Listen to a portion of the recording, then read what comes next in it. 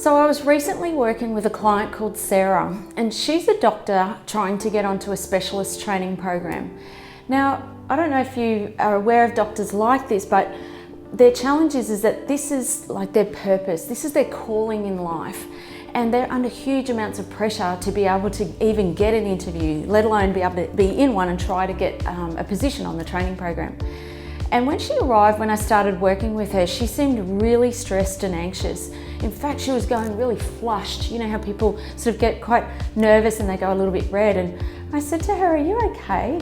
And she said, "Oh, look, honestly," she said, "I've actually was working with someone before I came to see you." And she said, "That woman cut me off in the first 2 to 3 minutes. I'd hardly even said anything." And she said, after 10 minutes, I was in tears. And she said, "I just feel like I'm never going to get on. I'm never going to be able to achieve my goal. I'm never going to achieve my calling and purpose in life. I just feel like I'm hopeless."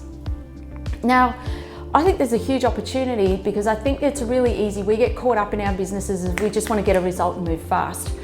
But you have to take your time with people, and you have to take your time with those clients to help them to be able to create the confidence and know how they can win. So I think there are 3 things that you can do to be able to help them to progress and for you to be able to influence and get them what they want. The first one is you've got to listen.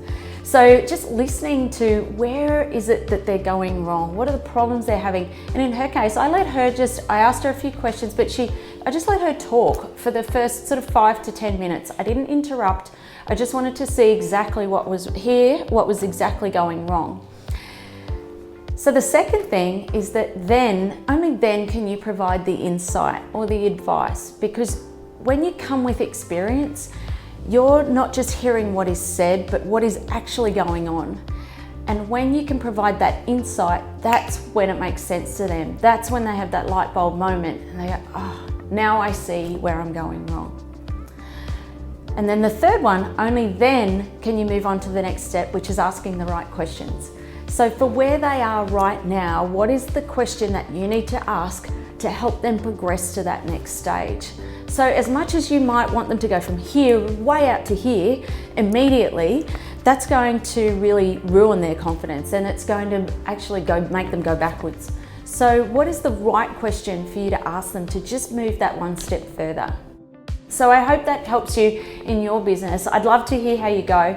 You're very welcome to jump on my website or connect with me on LinkedIn and let me know how you get along.